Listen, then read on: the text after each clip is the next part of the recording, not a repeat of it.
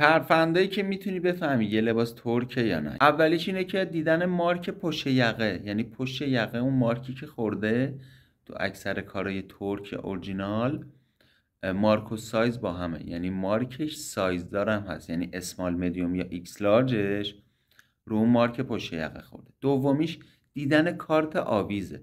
یه کار دیدی در لباس آویزون میشه پشت اون کارت معمولا رنگ و سایز و مدل و کد اون لباس خورده، ولی تو کارهای تقلبی ایرانی اینجور چیزا نیست. سومیش دیدن بروشوره. بچه تو بروشورم کارهای برند یا کارهای اورجینال ترکیه رو بروشوراشونم هم سایز میخوره، معمولا رنگ کارم میخوره، ولی اکثرا یعنی رو بروشورا همیشه سایز اون لباس هست. اگه مدیومه هم رو بروشورش مدیومه، هم رو کارتش مدیومه، هم رو مارک پشت یقش.